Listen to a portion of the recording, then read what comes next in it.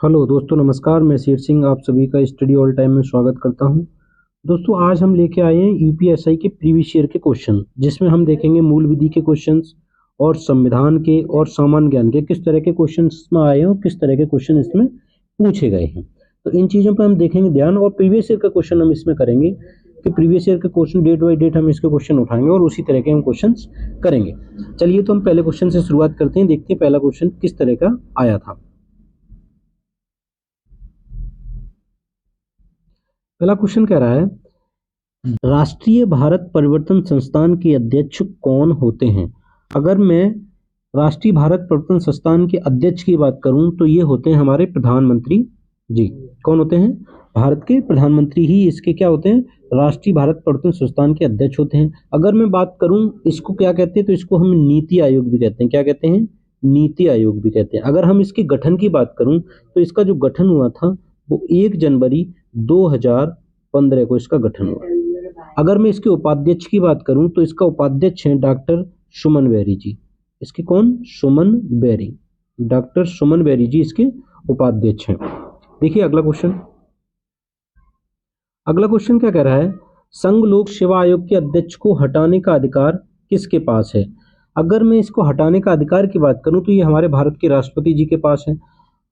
अगर इसको बात करूं कि किस अनुच्छेद के द्वारा ये हटाया जाता है, तो अनुच्छेद 317 की खंड 3 के द्वारा इसको हटाया जा सकता है। लेकिन इसको हटाने की कुछ प्रावधान भी हैं। अगर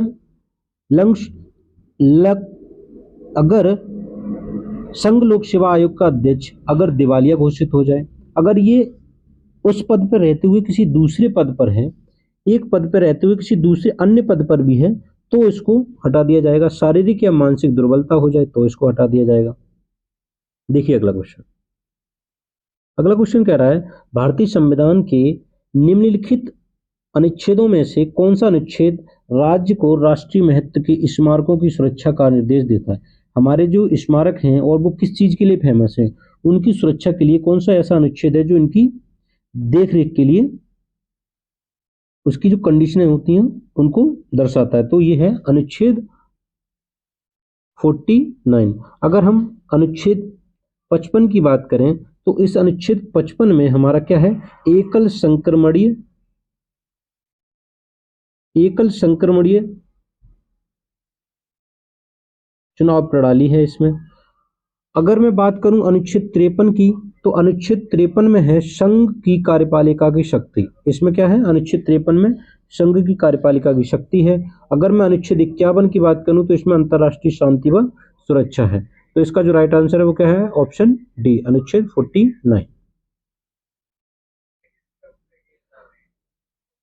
तो ये क्वेश्चन रिपीट हो गया है, इसका भी आंसर क्या है? अनुच्छेद 49। अगला क्वेश्चन है, राजस्व बोर्ड उत्तर प्रदेश की स्थापना वर्ष 1831 में कहाँ की गई। तो इसका है राइट आंसर, इसकी स्थापना जो हुई इलाहाबाद, जिसे हम आज प्रयागराज के नाम से जानते हैं।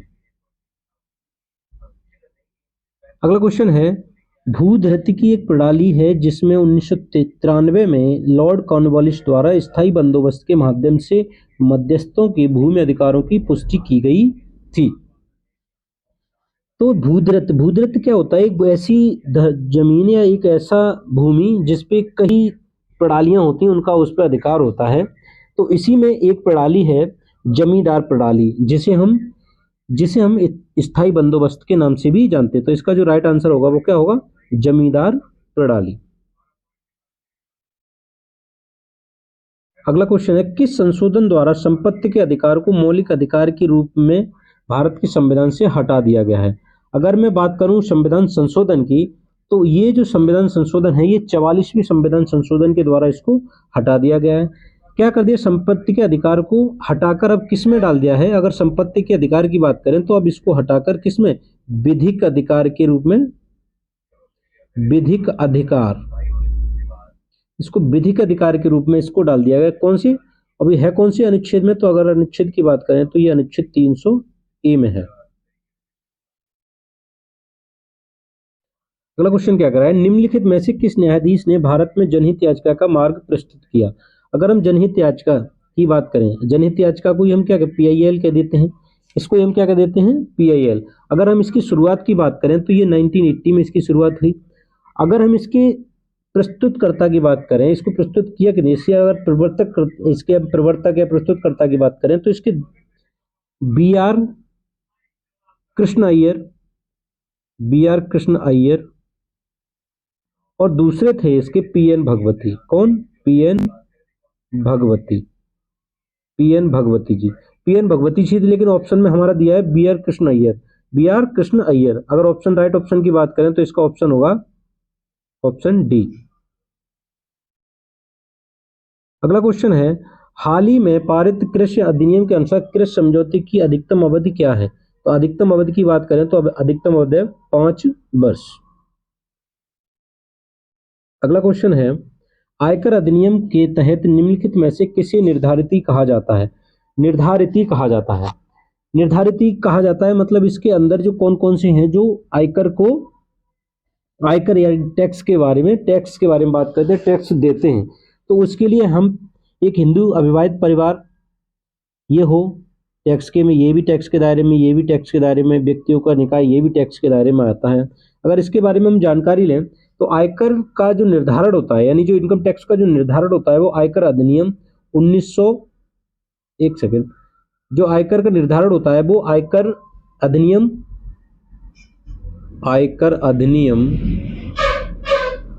1961 में होता है। किसमें? 1961 के द्वारा। अगर मैं इसकी धाराओं की बात करें तो इस अधिनियम में 298 धाराएं हैं। कितनी? 298 इसमें धाराएं हैं। अगर इसमें अनुसूचियों की बात करें तो इसमें 14 क्या हैं? अनुसूचियां हैं,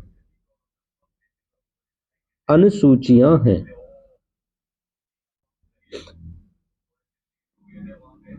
अगला क्वेश्चन क्या कह रहा है, राष्ट्रीय सुरक्षा अधिनियम से संबंधित है। राष्ट्रीय सुरक्षा अधिनियम से संबंधित है कौन सा? निवारक निरोध। अच्छा, निवारक निरोध क्या होता है? निवारक निरोध का क्या मतलब होता है? निवारक निरोध का मतलब होता है कि यदि कोई व्यक्ति, निवारक निरोध, निवारक निरोध का मतलब होता है कि इसमें कोई भी व्यक्ति अपराध जैसे करने उससे पूर्व ही पुलिस को क्या कर लेती है? उसको गिरफ्तार कर लेती है। उसी को हम क्या कहते हैं? निवारक निरोध। यानी इसमें अपराध करने से पहले ही इसको किसी को गिरफ्तार कर लिया जाता है। अगला क्वेश्चन देखिए, भारत में निष्क्रिय इच्छा मृत्यु को के मामले में वैध बनाया गया था। तो ये वैध बनाया गया था किसके? अरुणा रामचंद्र शानबाग बनाम भारतीय संघ। किसमें? अरुणा रामचंद्र बनाम शानबाग बनाम भारतीय संघ। ये एक नर्स थी, तो इनको एक बीमारी थी, तो उसके इनको जब इच्छा मृत्यु की, इन्होंने कहा हमें इच्छा मृत्यु चाहिए, तो इन्हें इच्छा मृत्यु के बारे में इनका केस चला था।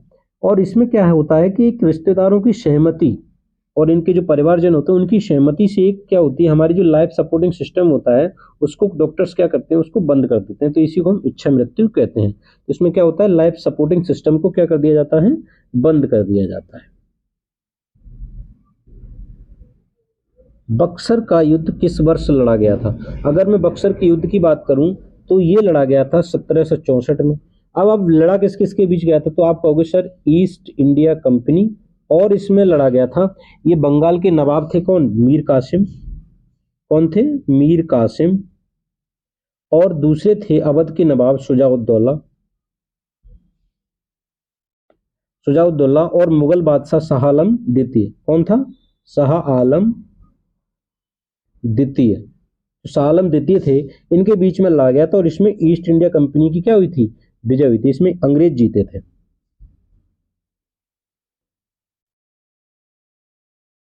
कह रहा है कि 2020 का नोबेल शांति पुरस्कार किसे प्रदान किया गया? 2020 का नोबेल शांति पुरस्कार मिला था किसको? विश्व खाद्य कार्यक्रम को। अगर इसी को हम कहें 2023 का किसे दिया जाएगा, तो आप कहेंगे सर ये दिया जाएगा नरगेस मोहम्मदी को। किसको? नरगेस मोहम्मदी, नरगेस मोहम्मदी जी को ये दिया जाएगा। अगला क्वेश्चन कह रहा है कि राजमन्नार समिति 1969 को द्वारा नियुक्त किया गया था। तो राजमन्नार समिति किसके द्वारा नियुक्त की गई थी? तो राजमन्नार समिति होती क्या है? राजमन्नार समिति क्या है? ये क्या करती है? केंद्र और राज्यों के बीच, किसके? केंद्र और राज्य के बीच एक संबंधों पर विचार करने के लिए एक समिति गठित की गई थी, जिसे हम राजमन्नार समिति कहते हैं। क्या कहते हैं? राजमन्नार समिति। और ये की किसके द्वारा गई थी? ये तमिलनाडु सरकार के द्वारा की गई थी। अगला क्वेश्चन है, निम्नलिखित में से कौन सा सेक्टर 8 कोर उद्योगों के अंतर्गत नहीं आता है? तो 8 के नहीं आता है, तो पहले हम कोर उद्योग जान लेते हैं कौन कौन से कोर उद्योग हैं। तो कोर उद्योग में पहला आता है कोयला, दूसरा है हमारा कच्चा तेल, तीसरा है प्राकृतिक गैस, उर्वरक, अगर हम वही बात करें स्टील की, और वहीं हम पेट्रो रिफाइनरी, किसकी? पेट्रो रिफाइनरी, अगर हम बिजली, और किसकी? सीमेंट। ये जो है हमारे वो 8 कोर उद्योग हैं। अगर इसमें से हम बात करें तो इसमें से निर्माण इसमें नहीं आता है, तो इसका आंसर जो है वो कौन सा है? बी, निर्माण। निम्नलिखित में से कौन सी जोड़ी रबी फसलों का सबसे अच्छा वर्णन करती है? अगर हम रबी की फसलों की बात करें तो रबी की जो फसलें होती हैं वो हमारी अक्टूबर माह से नवंबर माह के बीच में इनको लगाया जाता है। अगर हम वही बात करें इसकी कटाई की तो फरवरी से ये मार्च में काटी जाती हैं। अगर इनकी बात करें फसलों की तो इसमें जो फसलें होती हैं जैसे हमारी गेहूं हो गया, चना हो गया, और हमारा मटर हो गया, और हमारा सरसों हो गया, आलू हो गया, इस तरह की ये जो फसलें हैं ये हमारी क्या है? सारी रबी की फसलें हैं। कैसी हैं? ये सारी रबी की फसलें हैं। अगर इसके हम राइट आंसर की बात करें तो इसमें जो राइट आंसर होगा हमारा सी, गेहूं और जौ। गेहूं और जौ। अगला क्वेश्चन कह रहा है, भारत ने किस देश के साथ परमाणु प्रतिष्ठान और सुविधाओं पर हमले के निषेध पर समझौते पर हस्ताक्षर किए? तो इसका जो राइट आंसर है वो क्या है? पाकिस्तान। 2021 में भारत और पाकिस्तान के बीच परमाणु प्रतिष्ठान और संस्थानों के बीच एक लिस्ट साझा की गई थी। उसमें बताया गया था कि आपके ये संस्थान कहाँ कहाँ पर हैं, ये परमाणु जो चीजें हैं वो कहाँ कहाँ बनती हैं और इनके स्थान कहाँ कहाँ हैं, कौन कौन कंपनियां बना रही हैं, इसकी एक लिस्ट बनी थी और वो साझा की गई थी दोनों देशों के बीच में। तो ये किसके बीच हुई थी? भारत और पाकिस्तान के बीच। क्वेश्चन नंबर अगला कह रहा है, किस संविधान संशोधन ने लोकसभा विधानसभा चुनाव के लिए मतदान की आयु को 21 से घटाकर 18 वर्ष कर दिया था? तो ये हुआ था 61वें संविधान संशोधन 1989 में। किसमें? 1989 में। इसमें क्या किया गया था कि संविधान के अनुच्छेद 326 में क्या किया गया था? 21 वर्ष से घटाकर इसको क्या कर दिया था? 18 वर्ष। जो मतदान डालने की जो आय थी मत देने की वो 21 से कितनी? 18 वर्ष कर दी गई थी। अगला क्वेश्चन है, भारतीय संविधान का निम्नलिखित में से कौन सा अनुच्छेद राज्य विधायिका के वार्षिकी वित्तीय विवरण से संबंधित है? तो इसका जो राइट आंसर है वो अनुच्छेद डी, अनुच्छेद 202, ऑप्शन डी।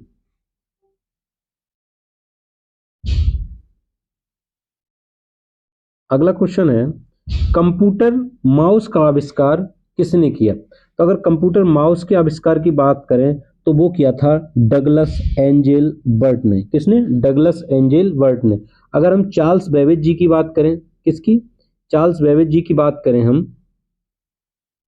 तो चार्ल्स बेबेज जी ने क्या किया था? इन्होंने कंप्यूटर का।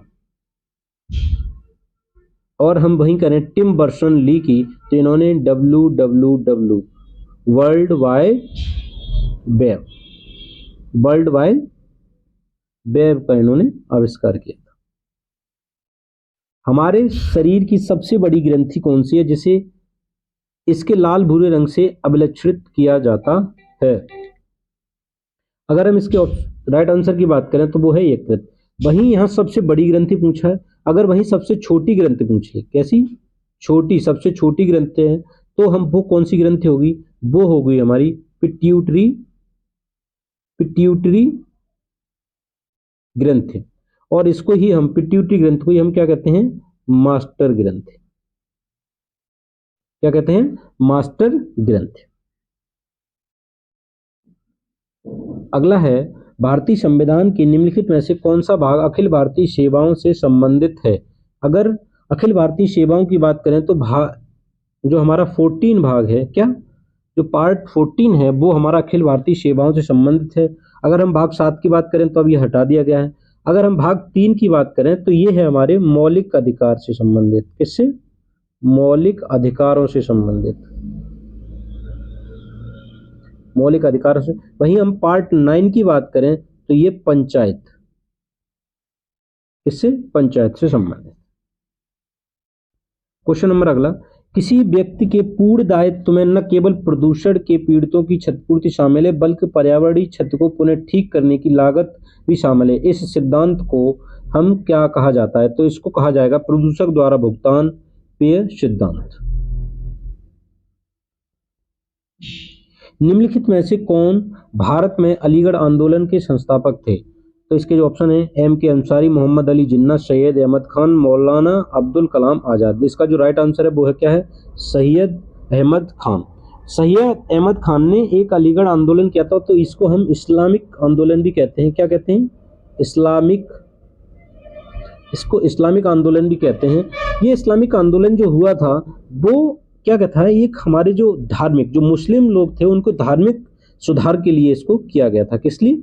धार्मिक सुधार के लिए, धार्मिक सुधार के लिए इसको किया गया था।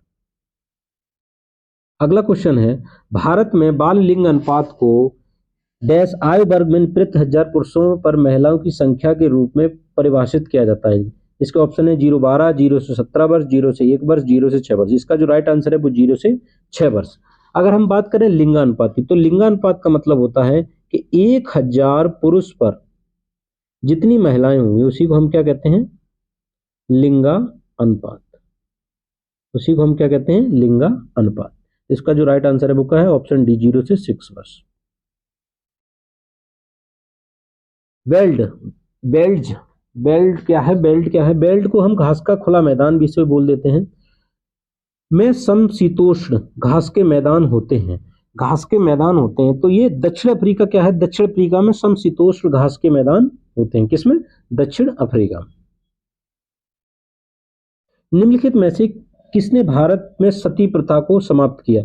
तो सती प्रथा को समाप्त करने का जो श्रेय जाता है वो विलियम बेंटिंग जी को जाता है। किसको जाता है?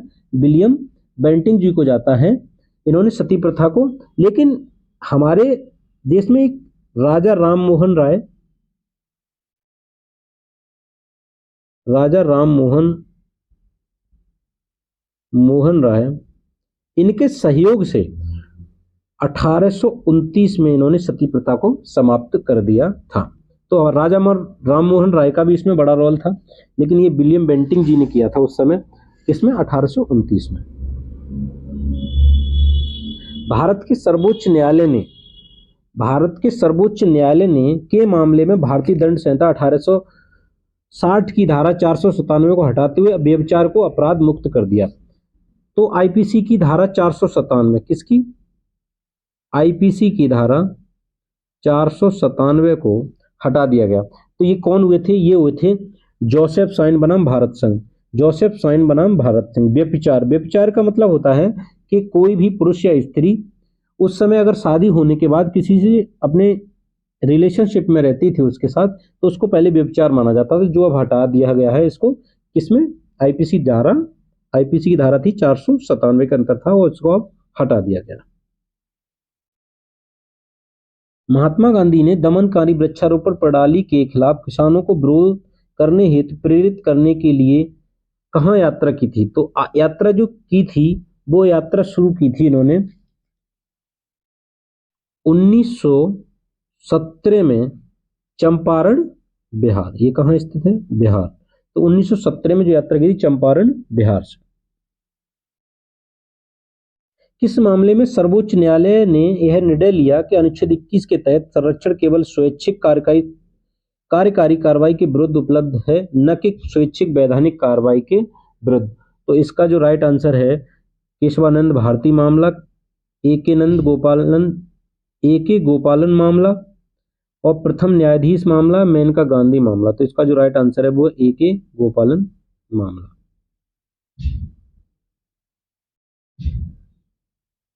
वर्तमान में कौन सी कंपनी व्हाट्सएप की मालिक है? तो ये व्हाट्सएप की जो मालिक है वो है हमारी फेसबुक। फेसबुक ने क्या किया, 2009 में आया था हमारा व्हाट्सएप।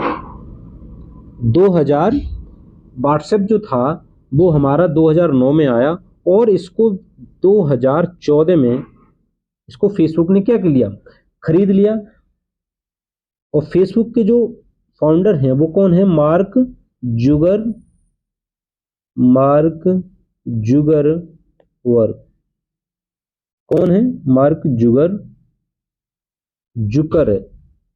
जुकरबर्ग। अगला क्वेश्चन क्या कह रहा है, राज्य निर्वाचन आयुक्त को द्वारा नियुक्त किया जाता है। राज्य निर्वाचन आयुक्त को नियुक्त किया जाता है, तो ये किया जाता है नियुक्त भारत राज्य के राज्यपाल द्वारा। किसके, राज्य के राज्यपाल द्वारा इसको नियुक्त किया जाता है। अगर मैं नियुक्त की बात करूं तो ये अनुच्छेद, भारतीय संविधान के अनुच्छेद 243 के अनुसार। वर्तमान में भारत में कुल कितनी अखिल भारतीय सेवाएं हैं? अभी कुल अखिल भारतीय सेवाओं की बात करें तो वो है 3। कौन कौन सी, जैसे आईएएस हो गया, आईपीएस हो गया और एक हो गया आईएफएस। आईएएस जिसे तो आप जानते हैं भारतीय प्रशासनिक सेवा,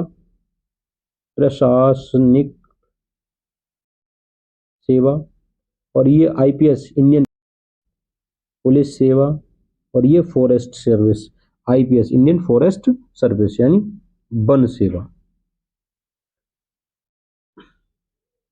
इन्वेस्ट इंडिया किस मंत्रालय के तहत निवेश को बढ़ावा देने के लिए प्रमुख एजेंसी है? अगर प्रमुख एजेंसी की बात करें तो वो है हमारी वाणिज्यिक और उद्योग मंत्रालय। कौन है, वाणिज्यिक और उद्योग मंत्रालय। इसका राइट आंसर जो है वो ऑप्शन डी। यदि कोई व्यक्ति मोटर वाहन चलाते समय सुरक्षा बेल्ट नहीं पहनता है तो वह कितने रुपए का चालान भरेगा? तो वो भरेगा रुपए का चालान 1000 रुपए का। निम्नलिखित में से किस रोग के कारण स्मृति लोप होता है? अगर मैं रोग की बात करूं, स्मृति लोप किस रोग के कारण होता है तो वो है अल्जाइमर रोग। स्मृति लोप जिसे हम भूलने की बीमारी भी कहते हैं, क्या, भूलने की बीमारी, जिसे हम भूलने की बीमारी भी कहते हैं। अगला क्वेश्चन है, एक पुलिस अधिकारी ने एक लड़की को जमानत का आदेश प्रस्तुत करने के बाद भी गिरफ्तार किया और हवालात में निरुद्ध किया। पुलिस अधिकारी दोषी है। जैसे आप पुलिस है, एक पुलिस किसी घर गई और लड़की ने कहा सर हम तो जमानत पे हैं, और पुलिस ने उसको उठाया और गिरफ्तार करके उसको बंदी कर दिया। तो जो है वो आईपीसी की धारा, वो क्या है, आईपीसी की धारा 340 के तहत, किसके, 340 के तहत अनाधिकृत कारावास का दोषी माना जाएगा। जो अधिकारी उसको लिया और बंद किया वो उसको अनाधिकृत कारावास का उसको दोषी माना जाएगा। कौन सी, आईपीसी धारा 340 के तहत।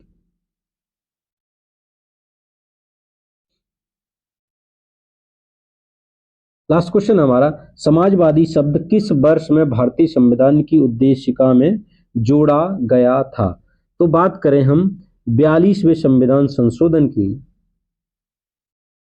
42वें संविधान संशोधन 1976 की, तो इसमें प्रस्तावना में शब्द जुड़े समाजवादी, धर्मनिरपेक्ष,